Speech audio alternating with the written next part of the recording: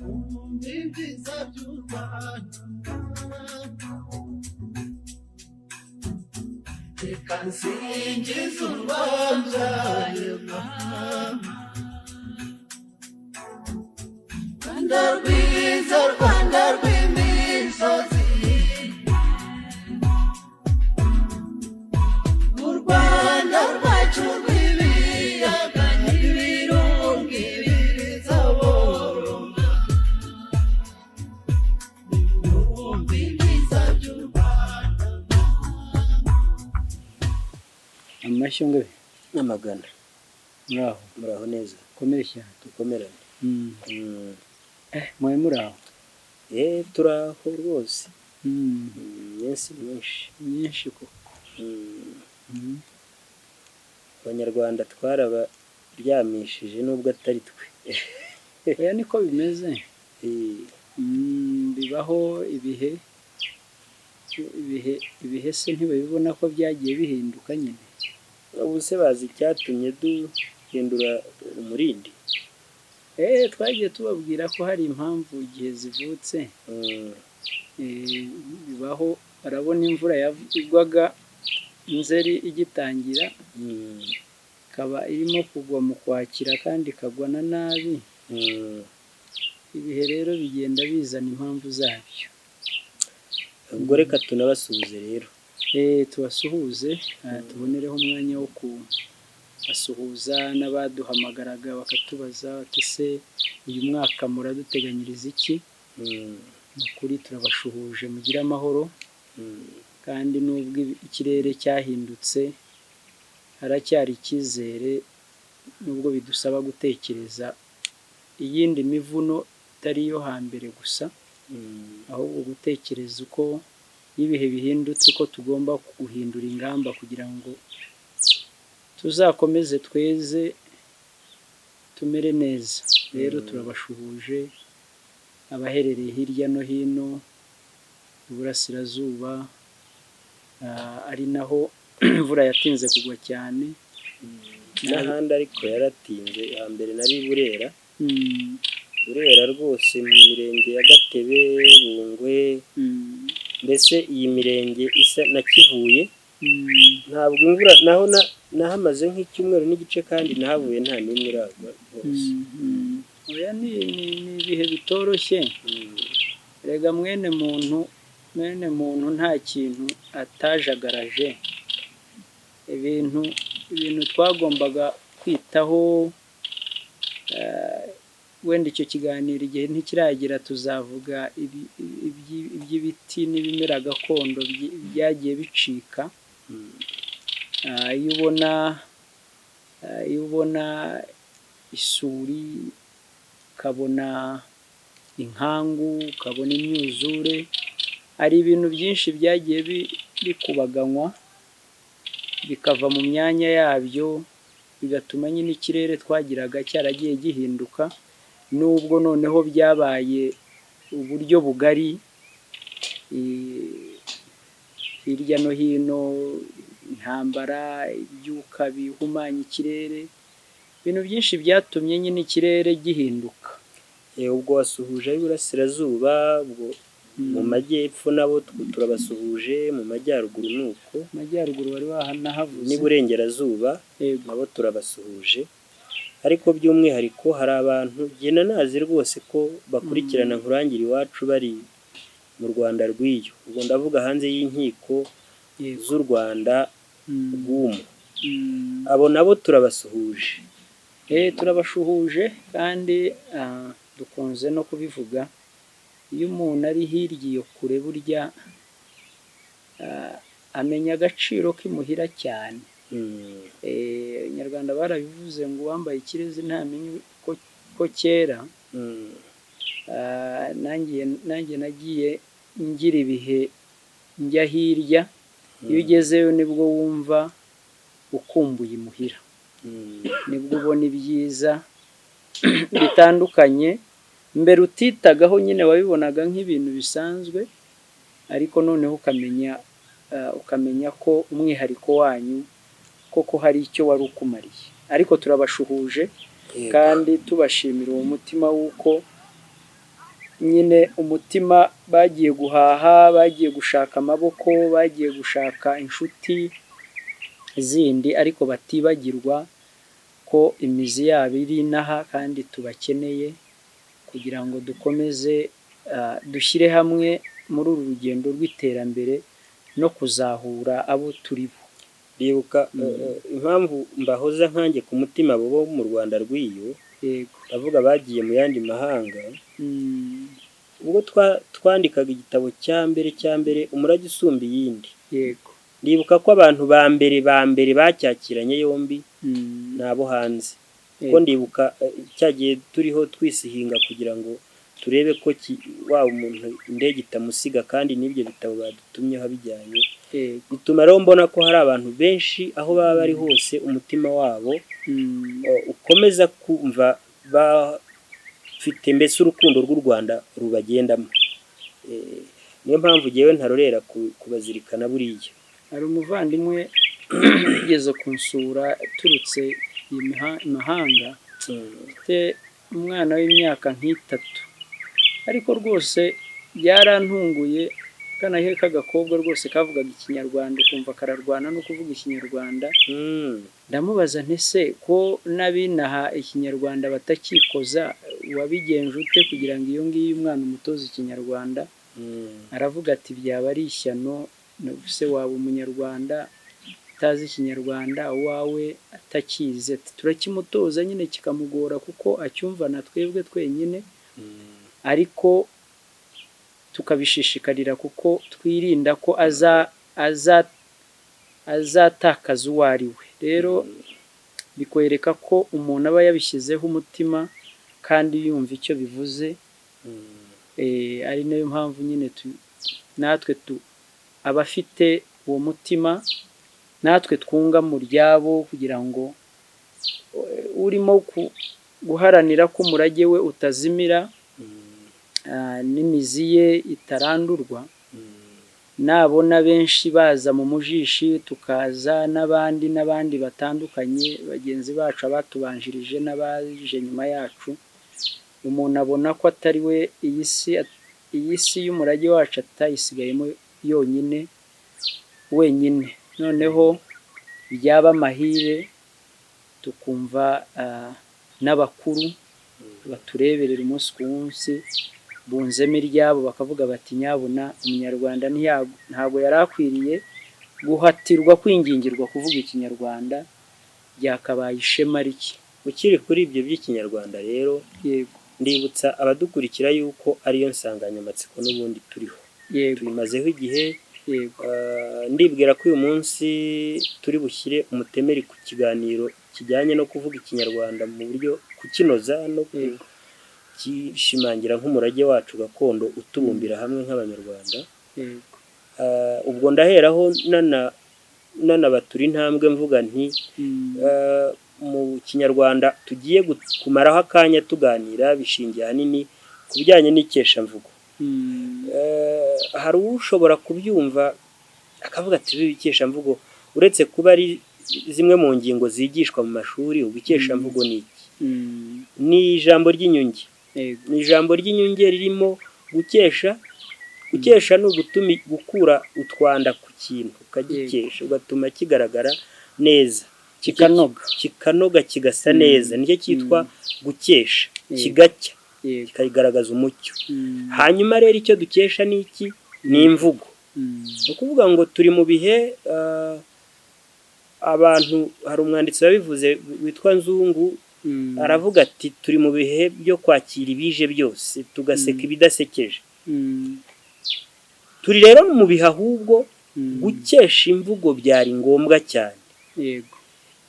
Hakwiye no kubaho n'urugaga rw'abantu bashinzwe icyo kintu, kuko nyine ikinyarwanda mu gihe turiho tugenda tugira amajyambere atari yitezwe, amajyambere akasa n'atuguye hejuru adutunguye, nta tsinda rihari rigena uburyo imvugo zijyanye n'ayo majyambere aje rihari, bituma turushaho kugira cyane cyane impamvu yo kugira itsinda rishinzwe gushyiraho uburyo bwo gukesha imvugo.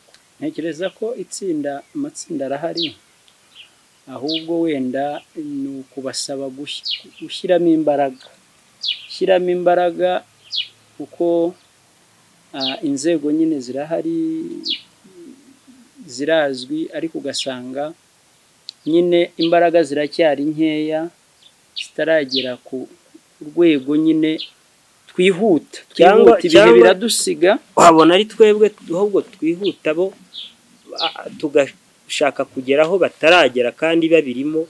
Reka tuvuge ko ariko biri kugenda, yego, kuko nyine biteye inkeke kuba wabona ururimi rugenda rutituka mu gihe no mu ndirimbo y'igihugu tubyirata yuko ururimi rwacu ruduhuza.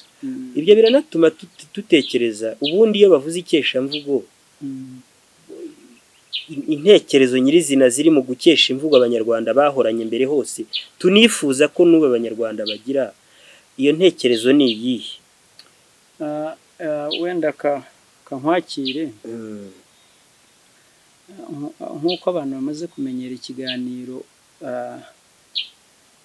ibyacu byose tubiterurira nyine ku murage, tukazana nyine intimatima y'impamvu abakurambere bacu bitaga ku kintu runaka, kugira ngo noneho n'iyo cyahinduka abantu bumve icyo cyari gihatse.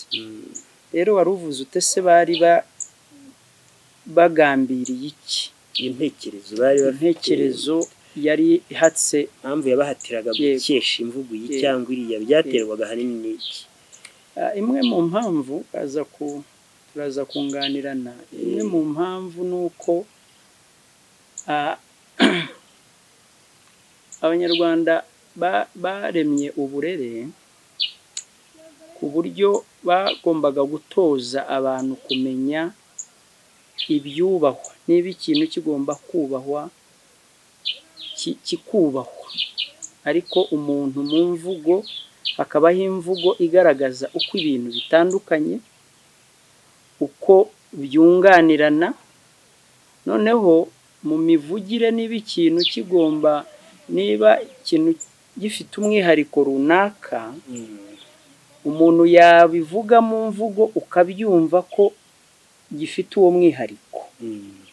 Niba ikintu gikeneye guhabwa isumbwe mu mvugo, bikagenerwa imvugo yihariye ku buryo umuntu acyumva, ku buryo iyo nyigisho yo kwiga ikinyarwanda nk'ururimi yigiramo no kumenya ukuntu ibintu bitandukanye, nuko ibintu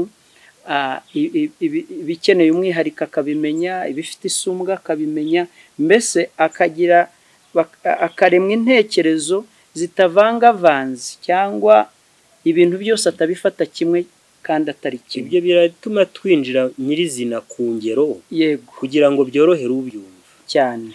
Duhereye ku bantu, urumva abantu babaho mu nzego zitandukanye, hakaba abakuriye abandi, hakaba abo hagati, n'abandi rubanda, mbese bose bari aho ngaho bakayoborwa. Wagera wenda mu mibereho, ugasanga tuvuge niba ari ubukungu, ibijyanye n'ubuzima rusange, ugasanga hari ibifite isumbwe kurusha ibindi, noneho mu mibanire y'abantu nanone bikabukwa. Noneho duhereye aho twahereye se ubwo Makuza, twafashe nk'urugero, kantanga urugero. Yego. Kantanga urugero, wenda mpere ku mibanire. Yego. Kampere ku mibanire, ku rugero rw'imibanire. Cyaraziraga ko umuntu umuto asuhuza umukuru, byasabwaga ko umukuru ari we umusuhuza. Yamusuhuza ati amashyo. Ni ukuvuga ko yabaga amwifurije amashyo kuko ayamurusha, undi akayakira akagira ati amagana cyangwa amashongore. Yego. Urumva, kavuga bati nta mwana uvuga umubyeyi se cyangwa nyina mu mazina. mu ikeshamvugo icyo cyaraziraga. Akaba atari uko amazina atayazi. Mm. Binyuranye n'iby'ubu wenda ushobora gusanga umwana avuga ati papa kanaka mama kanaka, ugasanga amazina ntayazi. Oya, byabaga ari icyubahiro cy'uko izina ry'umubyeyi atapfa kurihamagara ku gasozi. Nta nubwo ari umwana gusa, ubwo Yego. turavuga n'umukazana kuri sebukwe, Yego. umukazana kuri nyirabukwe.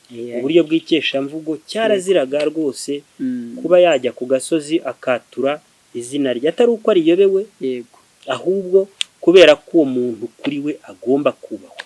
Noneho yabigira atyo mu ikeshamvugo, kavuga ati ntabwo agatsinda izina rya sebukwe. Uwo mwanya buri muntu yahitaga yibuka ko hari umwihariko uwo muntu afite kuri we. Yego. Mbese ikeshamvugo bukaba uburyo buri munsi umunsi ku wundi bwibutsa abantu umwihariko. Wigeze kuvuga ibijyanye n'indamukanyo, nibuka umugani w'ikinyarwanda ntabura kubwira abanyarwanda. Benshi bapfa kuwuvuga gusa batamenya n'ibyo ari byo. Ni ukuvuga ngo uzumva abanyarwanda baca umugani bati umuntu ubyaye nabi aramutswa n'abakwe. Yego. Uko bundi byakagombye kuba bitondetse, umukwe yagombye kuba arutwa na sebukwe. Ubundi niko abanyarwanda babyemera. Yego. Noneho iyo rero umukwe ashatse gusuzugura sebukwe nko kugaragaza ko yaba yarashatse mu bantu batafite uko bameze, batishoboye, ashobora kubwira sebukwe ati amashyo.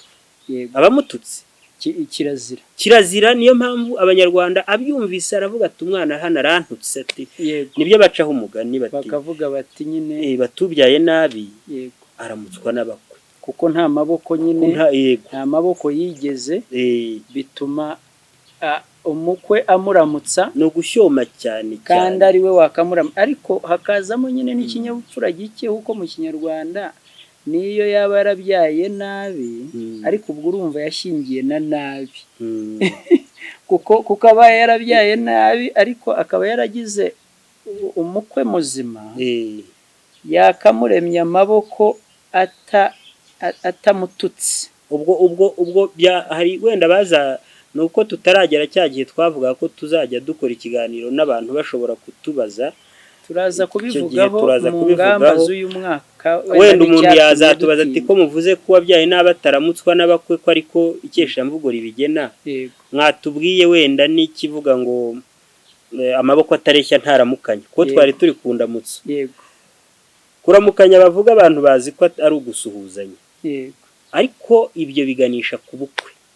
Abantu benshi ntibazi ubu by'imihango y'ubukwe, ahubwo mbutashye nkabirora avuga nti ubwo nibyo nkigendera. Ariko kuramukanya n'umugenzo mutagatifu uba mu gihe cyo gusabana abageni. Nicyo ahanini berekanaga. Abazabishaka bazabona Bibiliya y'Abanyarwanda ageni ko nyita kiriya gitabo cy'imigenzo n'imiziririzo cyanditswe na Bigira Umwami, byerekana uburyo umuhango wo kuramukanya ukugenda. Ni ukuvuga ngo iyo bavuga ngo amaboko atareshya ntaramukanya, igihe wemeye guhana umugeni n'umuntu bivuze ko mureshya cyane. Nicyo abanyarwanda bavuga. Ubwo ni ukuvuga ngo niba n'umuryango wanyu wari wangushye, runaka akaguha umugeni, uba ukomeye, muba muzamutse mukagera ku rwego rumwe. Oya, abanyarwanda iby'ubuhutu n'ubututsi n'ibiki bitarafata icyerekezo gipfuye, umuntu yabaga ahinduye n'icyiciro, akaba avuye mu cyiciro kimwe ageze mu kindi, bya bindi byo kutareshya bikaba bivuyeho. Ariko katugaruke ku ngero wenda zindi. Iyo uvuze ikeshamvugo, akenshi abantu twagiye mu mibanire, hari igihe badahita babyumva ku kanya, ariko tugiye nko mu ngero z'ubukungu, aho abantu bazi ko inka yagiraga umwihariko, amata akagira umwihariko, noneho mu ikeshamvugo akagira amagambo yihariye ayakoreshwaho kubera icyubahiro n'umumaro inka n'amata bifite ku muryango nyarwanda. noneho bajya wenda gusobanura uburyo akurwa mu gikoresho kimwe ashyirwa ahandi, aho gukoresha ijambo risanzwe ryo gusuka nk'usuka amasaka, asuka amazi, bakavuga bati ni ukubuganiza. Noneho umuntu akamenya ko iyo mvugo uko ni ugukesha imvugo, kuko iryo tungo ribumbye ubuzima bw'abantu nyamwinshi. Yego. Tuvuge niba ntibashyome ngo bavuge bati cyo shyiraho inyana nze nkame. Yego. Bakavuga bati inikiza. Yego. Inikiza. Cyangwa inyana yaba iriho ikomeza gushaka kwisirisimba aho ngaho ngo ibe yatuma nyina itera umukamyi. Yego. Bakavuga bati nyimirira iyo nyana. Ntabwo baba batari ko yihinde igumi iyo ngiyo. Ntabwo ari imbwa. Ntibahinde imbwa, ntabwo bari impyisi. Ahubwo imira iyo nyana. Yego. Kandi ukamisha ntabwo yabaga umuntu ukamisha akaba ashobora kwimira inyana ngo idatuma nyina itera umukamyi. Ntabwo bamubwiraga bati ese zana ibyo byatsi ube uhanaguriye inka, dore oya nukuzana ikizinzo, inkuyu, kuko inka ntiwayikama utayihanaguye byaza gutuma wenda isogororo kijya mu cyansi. Ariko akagira n'ikizinzo, navuga ati nshakira igishangara aho maze uze kumira isazi ye kujya ku nka we, bakazana ikizinzo. No kuvuga buri kintu cyose cyerekeye ku nka cyabaga cyubashywe kuko ibumbye ubuzima bw'abantu. Kugeza noneho kugira ngo abantu bumve igitekerezo kuko nicyo turiho, dushobora no kutagera kuri byinshi byerekeye iyo nka kuko byo wenda tuzabigirira umwanya bizadukundira. N'ikintu bo bafata nk'icyoroheje ku nka. Renga tuvuge uteretse amata. Yego. Amata haza kuza igice kimwe kiriho amata, andi akaba amazi. Ayo ntiyitwa amazi ko avuye mu mata. Yego. Bakavuga amende, hari n'abavuga amenda, biterwa ubwo n'ahantu, ariko bakavuga amende. Amata ntibavuge ko yashaje, nubwo bumvise ko impumuro afite bakavuga bataye amata ubu ntakuze. Wabyumvise? Wajya nko kuyamena, ntuvuge uti cyo kumena aya mata dore ntabwo akibasha kunyobwa. Bakavuga bati tuyabyare. Ugenda uyabikire. Kubyarira hanini byakoreshwaga ku mugenzo mutagatifu, nk'igihe batera icyuhagiro bagakoresha ayo mata. Ntibavuga ngo mumeneho amata ubu murongoye, oya urayamubyariraho. Uramubyariraho iki? Amata. Ukajya kuyabikira mu gihe akuze, mu gihe se yaguyemo igitotsi cyabasha gutuma agaragara nabi, akitwa kuyabikira. Noneho kugira ngo arusheho gutandukana n'amazi, nta n'ujundika amata. Kirazira abantu babunda amata. Ni ukuvuga ngo iyo ufite amata mu matama utarayamira, icyo gihe ntabwo yajunditse, urayabunze. Ubwo turi kugira ngo abantu bumve ikijyanye n'inka ko ugasanga aho kugira ngo bavuge batizana uwo mugozi tuyizirike tuyikame, kavuga batizana iyo njisho. Zana iyo njisho tujishe iyi nka yoye muri make abantu barimo barumva aho twerekeza. Nuko mu ikeshamvugo bwari ubuhanga bwo kugaragaza umwihariko w'ikintu runaka kugira ngo abantu bahore babizirikana, bityo bibatera imigirire yihariye. Oya bibaheshe kumva agaciro inka ifite mu bantu. Kubera ko abanyarwanda bavuga ko agasozi kamanutse inka kazamuka umugeni. Urumva ni ibintu bigenda gusa n'ibifite indeshyo. Uri kumva icyubahiro cy'inka rero kikayihesha gukoreshwaho imvugo iboneye. Nta uza ngo asange ukama mubwira ati se sha ubwo urimo urakama iki, dore uko akama gitoki gira vuba. Oya abantu bakama kera. Gukama kera ni ugukamana ingoga, ntabwo ari ukutagiza ngo oya kirazira. Iyo mvugo nicyo twita kuboneza imvugo, gukesha imvugo. Inka buriya ntitwasa nk'abayoyaho gato, twasa nk'abahumuje inka. Noneho igikomeye kirimo abantu kugira ngo babyumve ni uko ibi byakuririraga umuntu, ni uko yabaga ari inyigisho ihoraho, ari ariwo nawo mwihariko umurage wacu wagiraga, waremaga ibintu mu muntu bigahoraho. noneho ntibisabe kumwibutsa ahubwo kubera imvugo akoresha bigasa nk'aho bimukebuye. Tuvuge niba urimo kuvuga kujisha, niba urimo gukoresha amagambo yihariye bikwibutsa ko aho ugeze hihariye. Yego. Noneho bigatuma intekerezo zikanguka ntubikore uko ubonye. Iyo bigeze aho rero na kirazira zishamikiye kuri icyo cyubahwa ziba nyinshi. Yego. Ntawe unyurana urwagwa mu kiraro, urwagwa n'itubya, batuma inka zituba, ntawe urenze inka. Ibyo bintu byose bikagaragaza umumaro inka ifite mu bantu. Noneho bigatuma ya nka isagamba. Yego. Ibijyanye umumaro wayo ukagagara, kubera yuko nayo ibyo bayigombaga baba bayikoreye nayo igatanga umusaruro. Yego. Katugaruke wenda dutanga urundi rugero kugira ngo twavuze ku mibanire, uburyo mu kubahana byagendaga ikeshamvugo rikazamo, tuvuze mu bukungu, kadutange n'urugero ku miyoborere, imitegekere.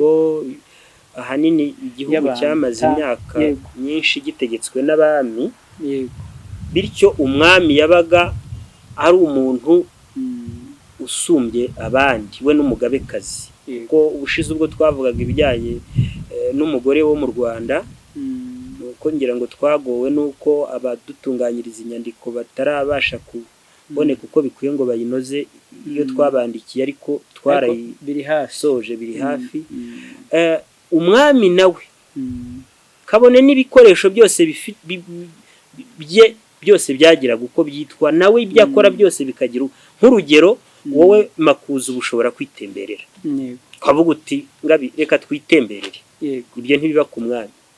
Umwami ararambagira, ntabwo umwami atembera, ntabwo umwami akera, ntabwo umwami reka da, umwami ararambagira. Ni mu gihe abandi batware bose bashoboraga kubaheka mu ngobyi, umwami ntibamuhekaga mu ngobyi, bamuhekaga mu kitabashwa. Ntabwo bamuhekaga mu ngobyi. Ubu nkanjye ushobora kubona ntangiye gusa n'uhunyiza ukambwira utese hariya ko hari uburiri, iyo ugiye ukaba wiryamiye. Umwami ntabwo agira uburiri, agira igisasiro. Nimba ugeze ahantu kumva umubiri urakuremereye ugashaka kujya kwikiranura mu bwiherero, umwami ntabwo abikora uko twe tubikora, byitwa gutwikira ibirenge, kugira ngo abantu bajye bamenya imvugo. Ariko ntaranajya muri byinshi kuri ibyo, jyewe ndanumva ntabwo twebwe turi abantu baganira gusa twifuza uko ibintu byagenda kugira ngo u Rwanda rukebanuke rugume mu murongo unoze, ariko abantu bo nibo bafite uruhare mu gushyiraho ibyo bakora. Numva wenda mbere yuko ugera ikintu nashaka kuvuga utandogora kikaza kugushika kikagucika muri iki, kuko uzumva umuntu tuvuge nk'umudiventisiti yubaha isabato ntirangire, akavuga ngo irahumuje. Natwe tugira umukuru. Mba numva hari abana bo tuba turi kumwe, nkavuga ndibuka hari amakuru yo ku Ijwi ry'Amerika bigeze kuvuga, umunyamakuru witwa Basutama aravuga ngo umukuru w'igihugu cy'u Rwanda ngo yagiye ngo mu Bufaransa ngo byagiturumbuka. Ubwo wenda iwabo mu Burundi ntacyo bitwaye kuba umuntu yagenda byagiturumbuka. Ndavuga ariko uko guturumbuka ndumva twari turi kumwe n'abantu, ndabwira nti Judith niwe ukwiye kuba turumbuka, ntabwo umukuru wacu aturumbuka. Ibi bintu numva atari byo. Sinzi niba ari ugufuha kudafitemo ubwenge, ariko iryo shyaka ndavuga nti kuki. Icyo urimo kuvuga gifite ishingiro. Ni naho nari ngiye kukwakirira. Nari ndimo nibaza ntese hari icyo bitwaye kuba ikeshamvugo ritakiremwa muri iki gihe. Biragitwaye. Aho niho nari ngiye gufatira mvuga ntese kugira ngo ubwo urumva hafitanye isano naho wari winjiriye. Ese niba hari icyo bitwaye, byaba bitwaye iki? Komerezaho aho ndaza kukwakira. Ni ukuvuga ngo umugani wa wundi navugaga witwa Nzungu, bize mu gihe cyo guseka ibidashekeje tukakira ibije byose. twageze no mu gihe usanga abo kubahwa batubahwa. Ubundi abanyebibiliya baravuga batabo kubaha mu bubahe mu Baroma 13 baravuga bati nta mutware ntatware inkota ubusa kandi nta butware buza butavuye ku Mana. Muri iki gihe rero kuba abantu batakesha imvugo bakavuga ibintu uko bishakiye amata n'amazi bikitiranwa, urumva umuntu agahamagara nyina cyangwa se ku musozi mu izina bikaba nta kintu bitwaye. Ibyo ni ukwangirika kw'igihugu mu buryo budafite uko bungana. Ni ukuvuga ngo nabiriya navugaga by'inteko icyo kintu ikwiye kuba igihugiraho, ndetse byaba byiza kuri za nsakaza amashusho zose ziriho izigenga n'iza leta kuko zirebwa n'abanyarwanda hakagira utunota runaka baba tugenewe gukebura imvugo kandi byakozwe niyo nteko n'ibihari koko, urumva kuko utekereza nkanjye niko kwa gutinyuka kudafite iyo kwerekera ngiye ku nsakaza amajwi cyangwa nisakaza amashusho nkajya mvuga umukuru w'igihugu ko nishakiye. Iryo nishya wenda nkwakiriye nunga muri ibyo by'ishyano wavugaga, ni ukuvuga ko za ntekerezo zo kumenya umwihariko n'isumbwe ry'umuntu cyangwa agaciro k'ikintu runaka iyo rivuyeho ni hahandi umuntu yibaza atari ko wenda mugeze nk'ahantu barabahagaritse bati mube muhagaritse gato umukuru w'igihugu agiye kunyuraho, ukumva umuntu arabishakisha muri we ntabyumva atari ko se ubu ngubu ni ngombwa twigiraga ku isoko ihene yanjye bari kuba bari kuyigura. Uzi se ikibitera nuko kubera yuko nta keshamvugo nta n'intekerezo zihamye umuntu yakuriyemo zimutoza kumenya ibintu ko bitandukana n'icyo bimaze, niyo mpamvu yibaza ibyo yibaza. Naho ubundi abaye yaratojwe neza yakumvise uburemere bw'icyo bivuze. Kuba utwaye igihugu areberera abanyarwanda bose miliyoni hafi 14 akaba ari arara adasinziriye azitekerereza cyangwa areba ko byagenda neza, urumva ntabwo umwanya we wagereranywa n'uwanjye.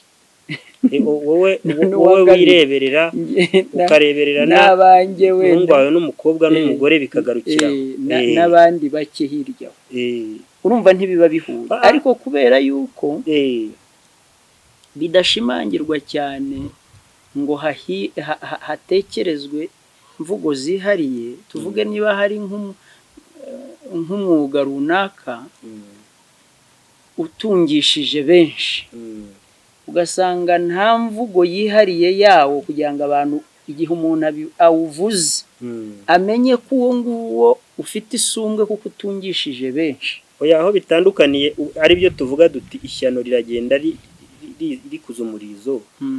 Kera mu misengeri abantu bamwe bari hubu kuko basenga imana z'abanyamahanga bazi ko ngo abanyarwanda batasengaga, ariko wasengaga mu Rwanda uko yasengaga mbere ya byose yaravugaga ati kugira ngo umwami agire umutima, abagabo bagira umutima, abagore bagira umutima, abana bagira umutima, inka z'u Rwanda zigira umutima, twese twishyukire mu Rwanda umwe.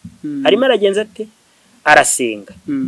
Urumva ubwo yabaga avuye gusaba imitima avuga ati tuje kwenda imitima nyagasani.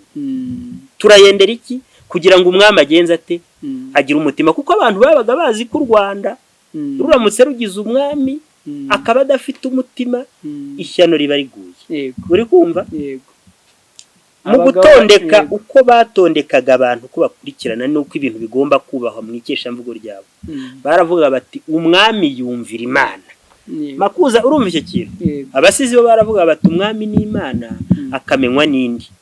Ariko bajya kuvuga bakavuga bati abapfumu hanini n'abaganga nibo babivugaga bati umwami yumvira Imana, umugabo akumvira umwami, umugore akumvira umugabo, abana bakumvira ababyeyi, igiti kikumvira umuvuzi cyangwa umupfumu ariko baheraga ku kuvuga ko umwami yumvira iki Imana ni ukuvuga rero ngo umwami si umuntu ubonetse wese kubaho kw'igihugu nakunze indirimbo bushire mwari mwagiyeyo niwe wayinyoherereje icyo gihe mwagiye muri convention hari korali yo basengamana b'abadive yitwa Patmos iririmba ngo u Rwanda ngo byinziza yaranejeje ku buryo igitondo uko mbyutse nkumva mfite akanyamuneza ndayitera nkayiririmba nkabona kujya mu byo njyamo yego habuze mwako yego kuko u Rwanda rudafite umutwe rero ubwo ndi kujya nsasira impamvu ikeshamvugo ryerekeye umwami rikwiye rwose umwami dufite ubu ko turi muri Republika abantu babyumve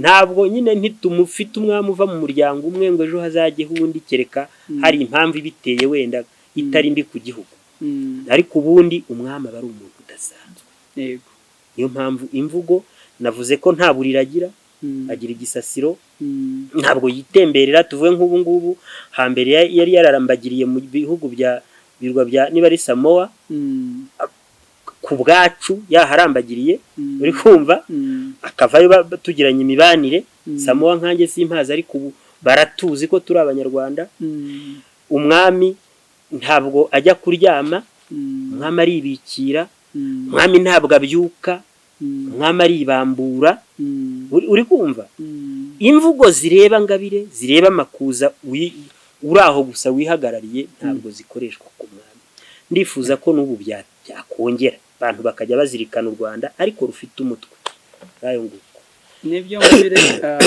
ubwo twari dutanze urugero nyine ku miyoborere n'uburyo inzego zabaga zubatse hanyuma hagahimbwa ikeshamvugo rijyanye na byo muri make ni ukuvuga ko ikeshamvugo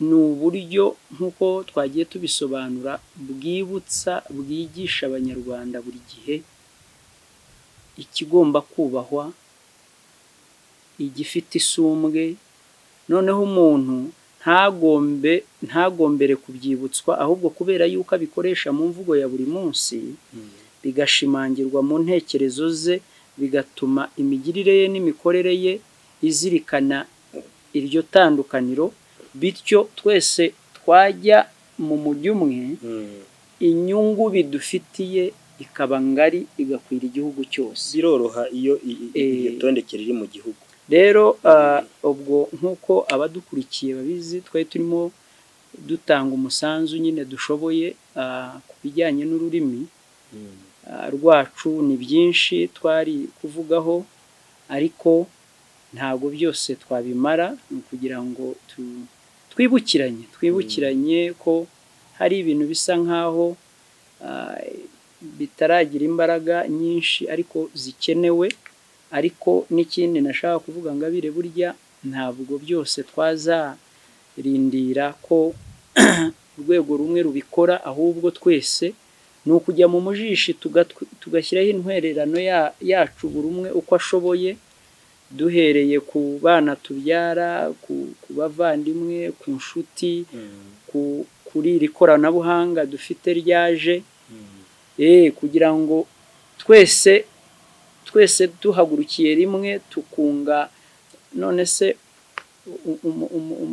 umutware mukuru nk'uko wari umaze kubivuga yaba yaratanze uburyo bwo kugira ngo tugire amahoro dutuze twige tuganire nk'uko hanyuma nanone tukazajya tuhora tuvuga tuti hari abantu twebwe yajyaga avuga ati buri muntu nabyuka mu gitondo azajya atekereza icyo agiye kwimarira n'icyo azamarira igihugu yabisubiramo kenshi utekereza icyo ugiye kwimarira n'icyo wamarira igihugu buri muntu rero ashyizeho uwo musanzu wese uragira ngo byafata igihe kinini erega umusanzu ntugoye yego ni uko umuntu akora ibimureba yego kandi akabikora neza buriya nari igihe tuvuga inyurabwenge rijyanye no gukorera igihugu abantu bakavuga bati ubwo bazampa akazi muri minaroko minisante mineduko ntabwo ari byo ni ukuvuga ngo ngira ngo twarabivuze no muri kiriya gitabo cy'umurage usumba iyindi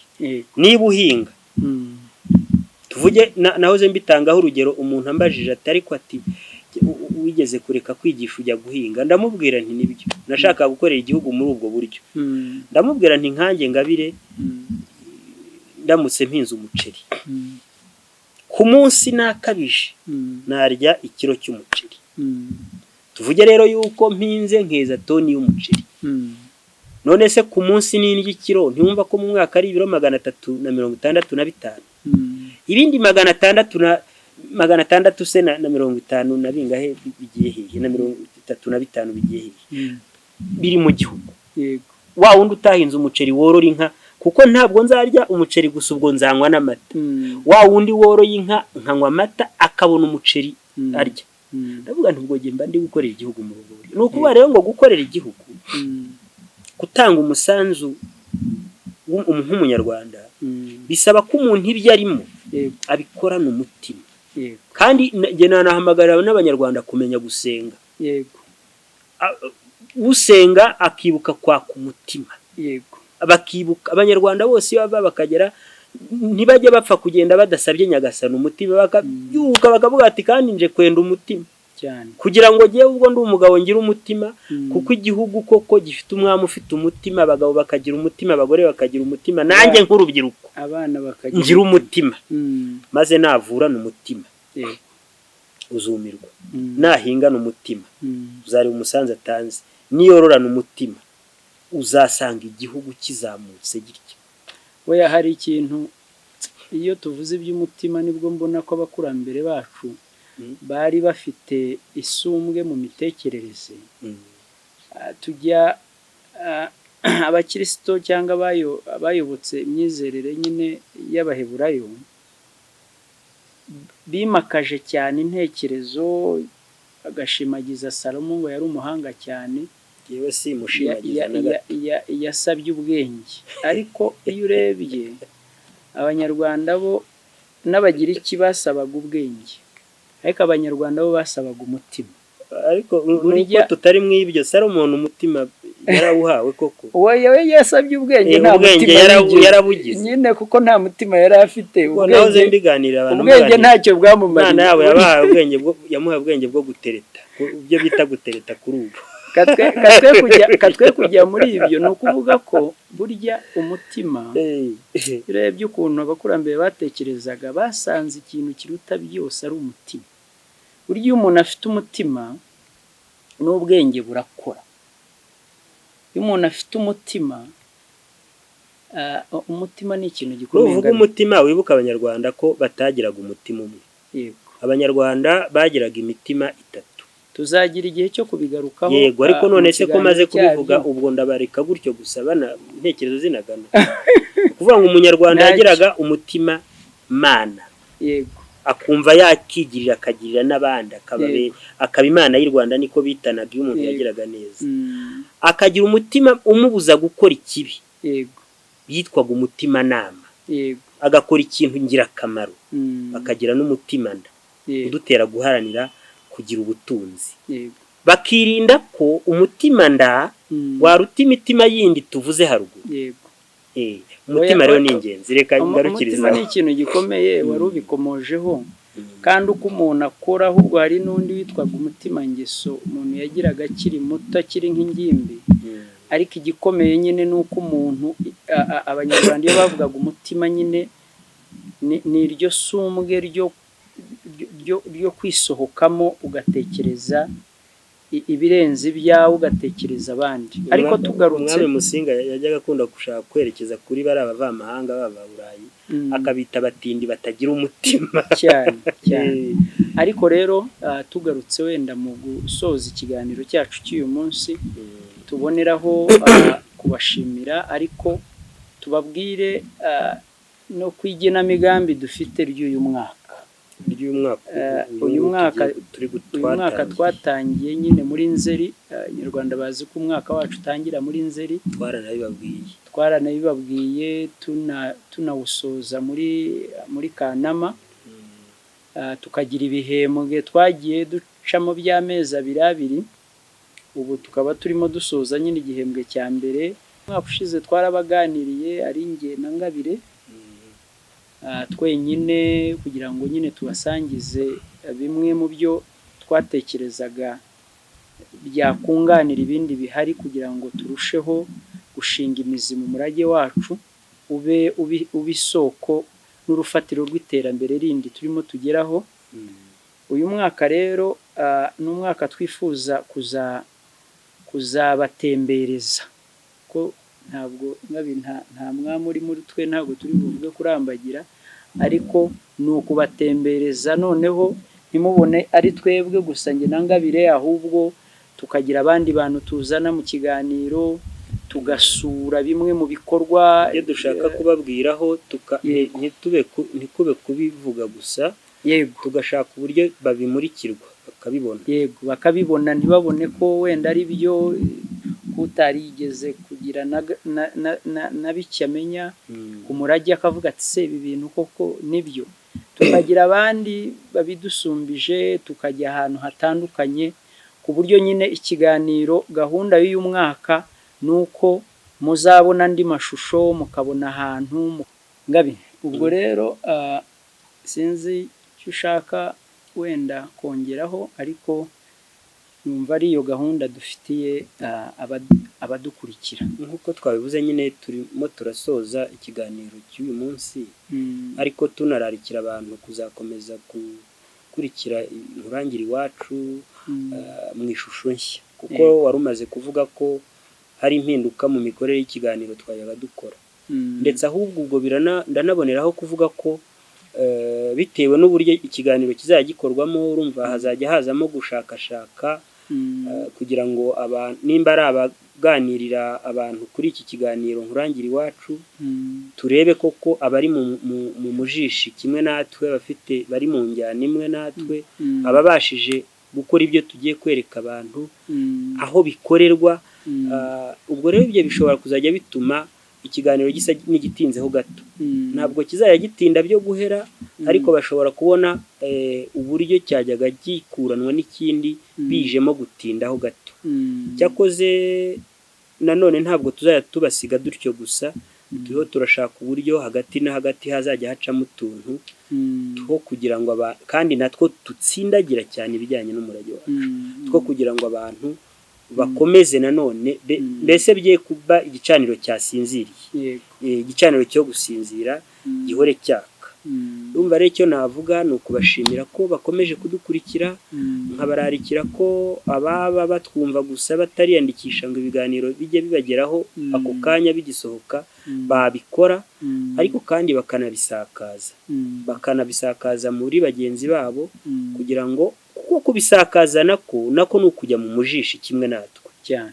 Ntabwo si ngombwa nabo ngo bagire uruganiriro nk'uru, ariko iyo bafashe uruganiriro bakarwohereza ahandi, undi muntu nawe akarwoherereza undi, bimeze mbese nka kuriya Bibiliya ivuga iti umwuka n'umugeni barahamagara bati ngwino, kandi uwumva wese abwira umwumva ati ngwino unywa amazi y'ubugingo ku buntu. Natwe nuko umwuka n'umugeni barahamagara bati ngwino usanga u Rwanda, kandi uwumva wese yohereza umwumva atakira u Rwanda, maze urebe ngo umurage wacu uragagara. Ndumva ari icyo navuga. Murakoze cyane. Murakoze namwe.